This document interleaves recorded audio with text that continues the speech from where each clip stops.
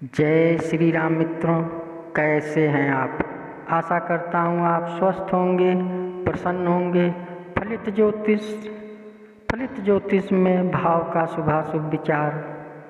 जिस भाव का विचार करना हो उस भाव को थोड़ी देर के लिए लग्न मान लीजिए और फिर विचार कीजिए कि उस विचारणीय भाव से प्रथम, द्वितीय, चतुर्थ, पंचम, सप्तम, नवम, दशम में उस विचारणीय भाव का स्वामी और शुभ ग्रह है या नहीं, और यदि इन स्थानों में शुभ ग्रह हैं तो उस भाव की समृद्धि होगी।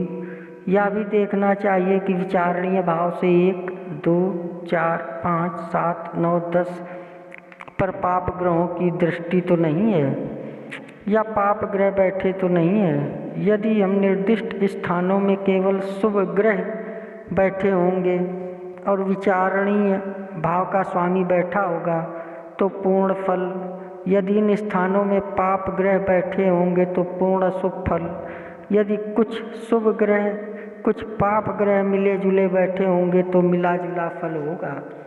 कुछ पाप, कुछ अच्छा, कुछ खराब, प्रत्येक भाव का विचार करने के लिए उससे भिन्न भिन्न स्थानों पर शुभ या पाप कैसे ग्रह बैठे हैं, इसका विचार कर अंतिम परिणाम पर पहुंचना चाहिए।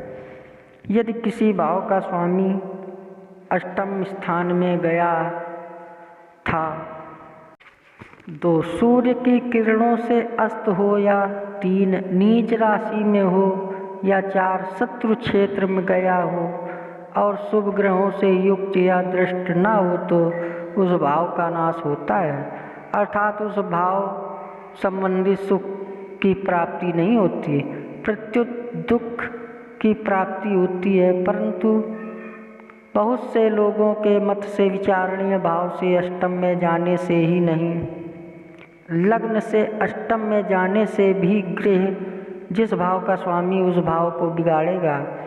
यदि कोई शुभ ग्रह भी नीच क्षेत्रीय या शत्रु क्षेत्रीय या अस्तगत होकर किसी भाव में बैठ जाए और वहाँ पर शुभ ग्रह से युक्त या विच्छित न हो तो जिस भाव का वह स्वामी है उस भाव को बिगाड़ेगा।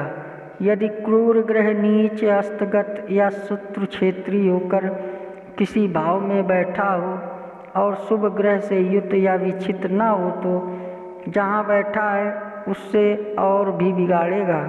उदाहरण के लिए 7 की कुंडली में मंगल नीच राशि का होकर पंचम में है, यदि यह बृहस्पति से दृष्ट नहीं होता तो और भी अधिक पंचम भाव को बिगाड़ता। बृहस्पति से दृष्ट है, इस कारण मंगल की क्रूरता कुछ कम हो गई। फिर भी नीचस्थ मंगल ने इस जातक के 2 ज्येष्ठ पुत्रों का नाश किया और इसके स्वयं के पेट में जलोदर का महारोग किया। ये था फलित ज्योतिष में भाव के शुभाशुभ और अशुभ विचार। अगर आप हमारे चैनल में नए आए हो तो सब्सक्राइब करें, लाइक करें, शेयर करें। जय श्री राम।